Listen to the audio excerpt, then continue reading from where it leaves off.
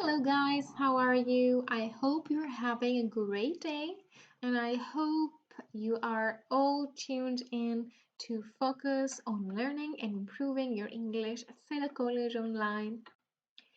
So, today we will start our lesson with the question: how annoyed do you feel today? Did you meet someone or did you talk to someone that annoyed you? Did you argue with someone verbally? So, I don't know what personality type you have, if you're arguing a lot or not, but this is what we're going to talk about today: arguments. First, I want your opinion on two questions. Go in the comments or in the live chat and give me a few of your ideas about what are the benefits of arguing. Can you think of something good that can come out of arguing with someone? And what are some tips about arguing? Okay, imagine that you're arguing with a person, what you should do and what you shouldn't do. So I'll just give you a minute to give me a few ideas in the comments. And I'm sure that you have all found yourselves at that situation at least once or more in your lives. And I know that you probably have good tips, although it's more difficult to implement, to apply these tips when you are arguing. And in order to give you some more ideas about the benefits and the tips, I'm going to read an article for you. It's a very nice article from Psychology Today.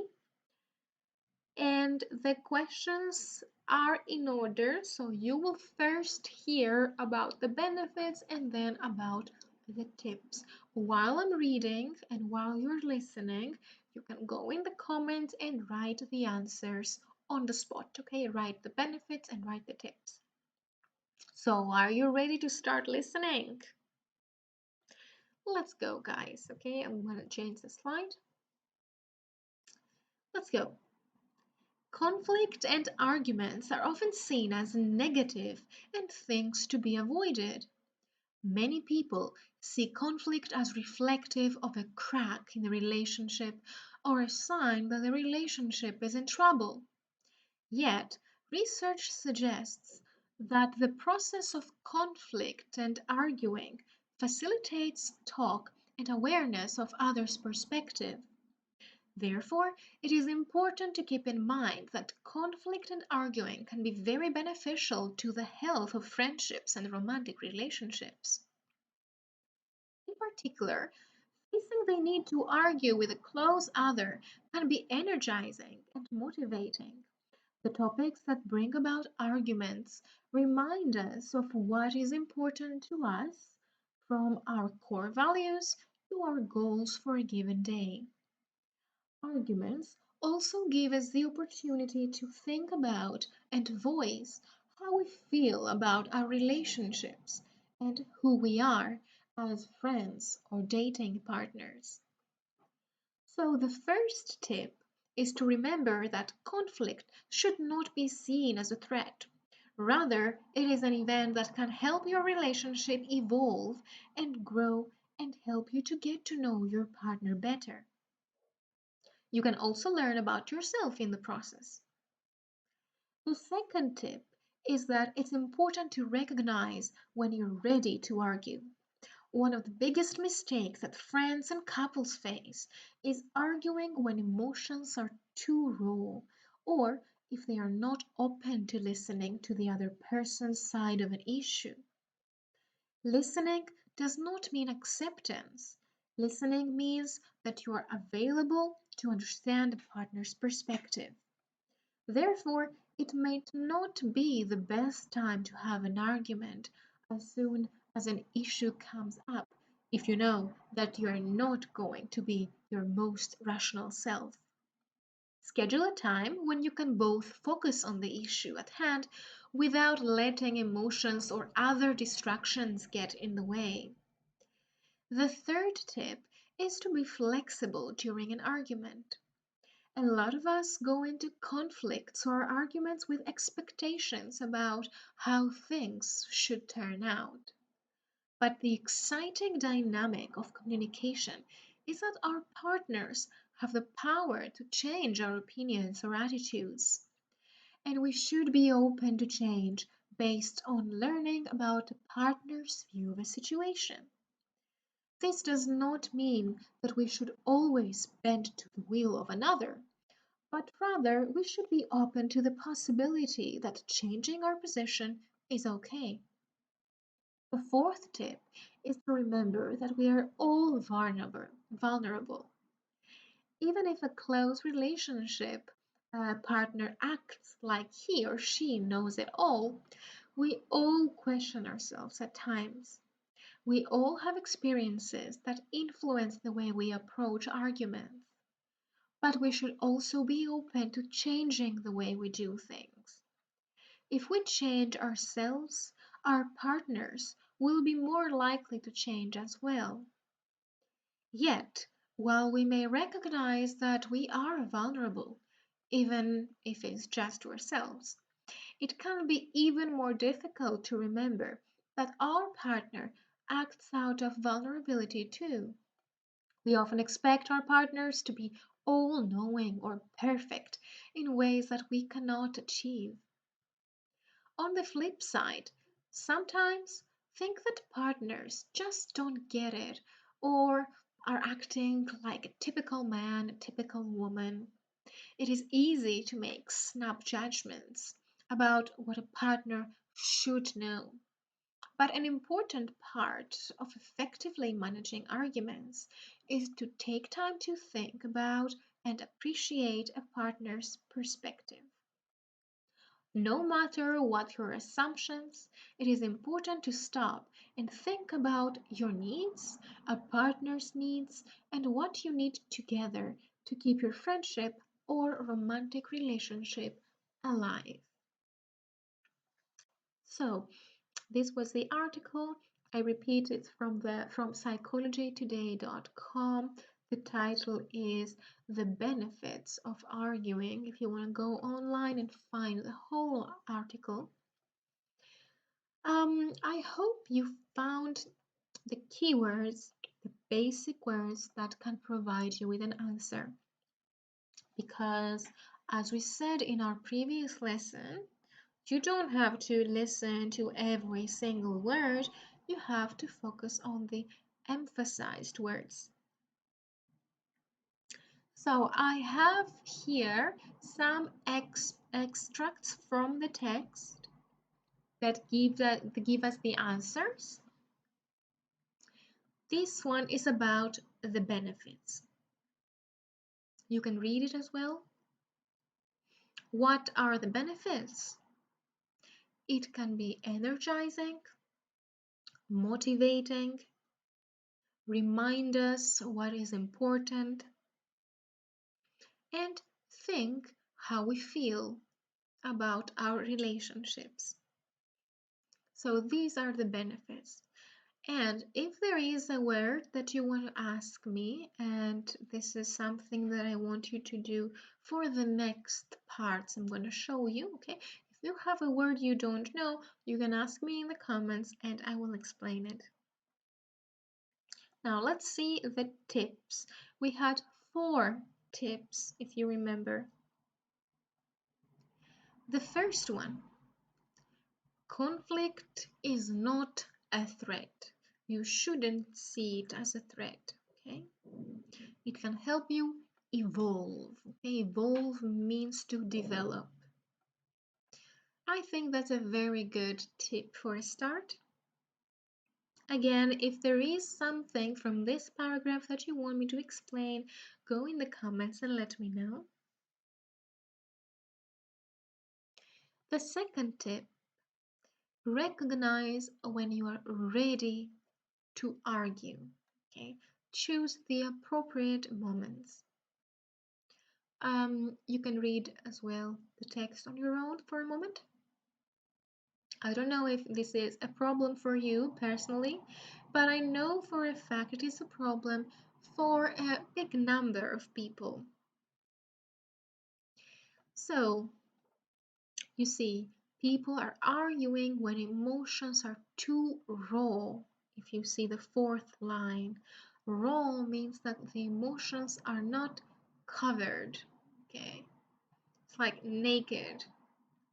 And this can be very, very crude and cruel, hard many times, and it can hurt people. So, what you need to do?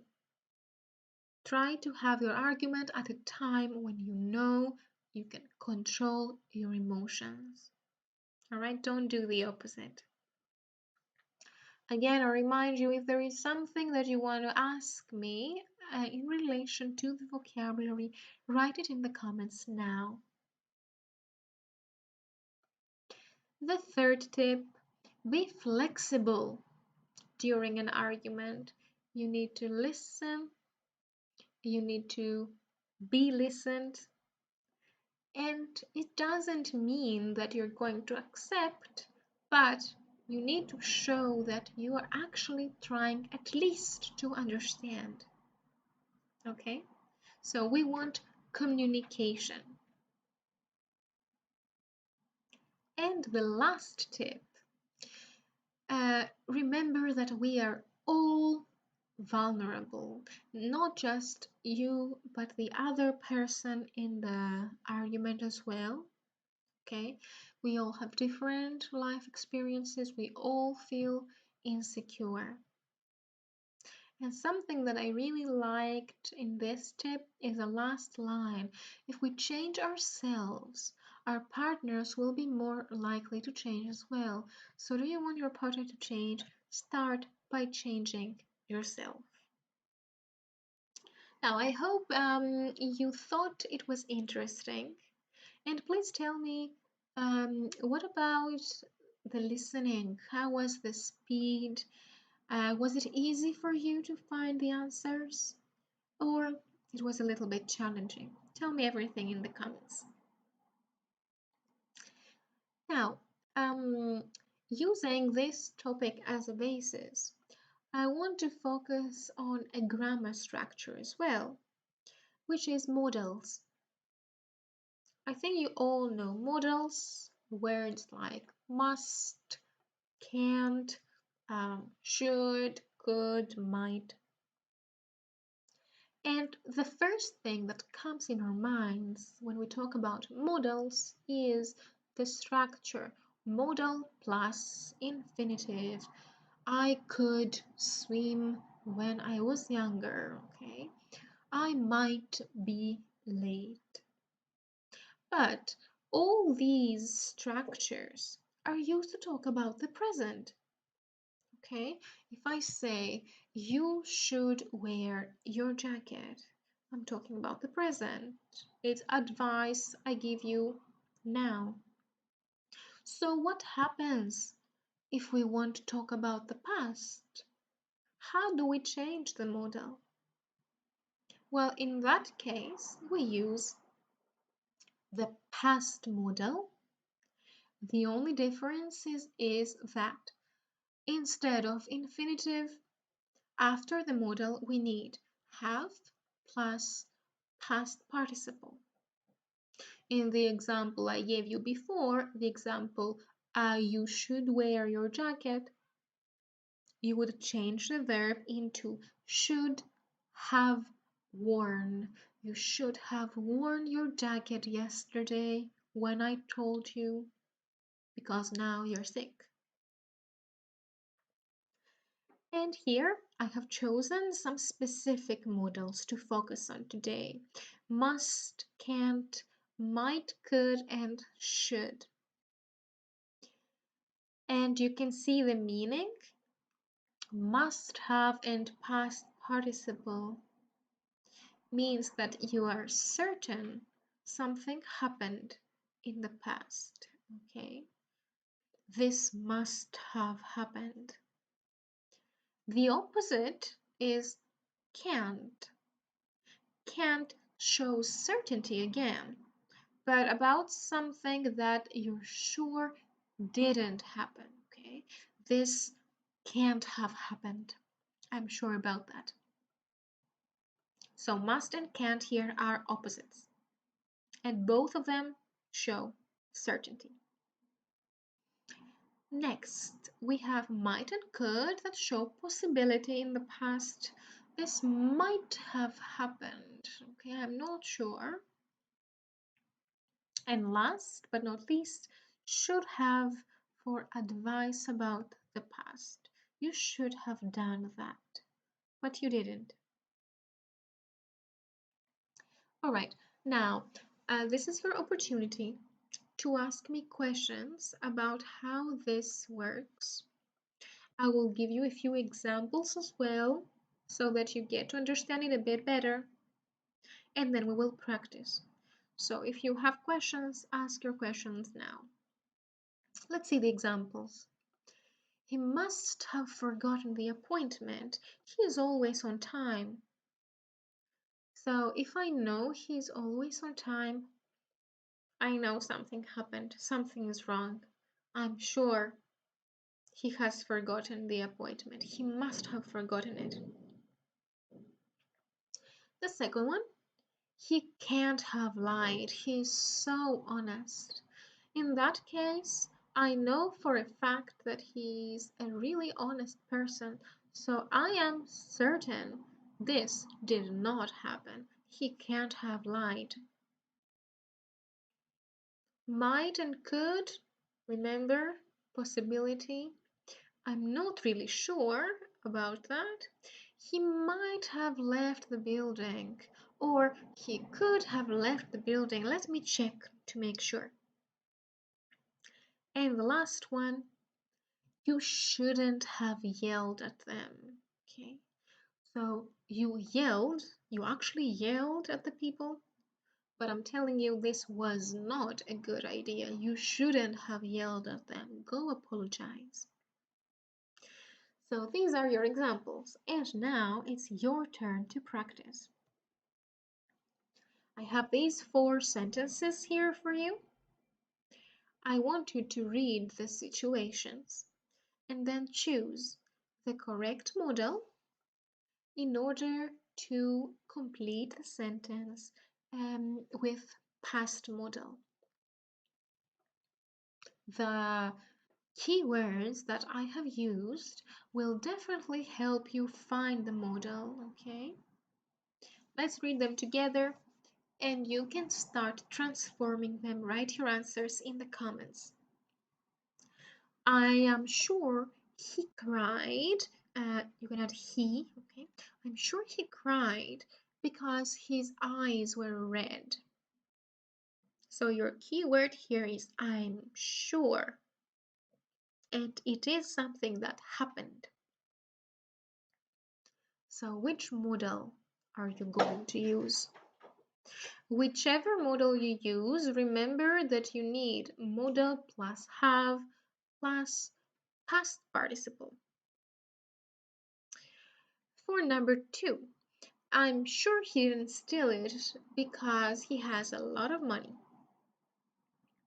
Your keyword is I am sure, and this action did not happen. For number 3, your keyword is it is possible. Okay, so I'm not sure. And in the last one, your keyword is it would have been better. You needed to take. So it's kind of advice here. Okay, you can keep writing the answers. Okay, how are you going to transform the sentences using a modal plus have plus past participle?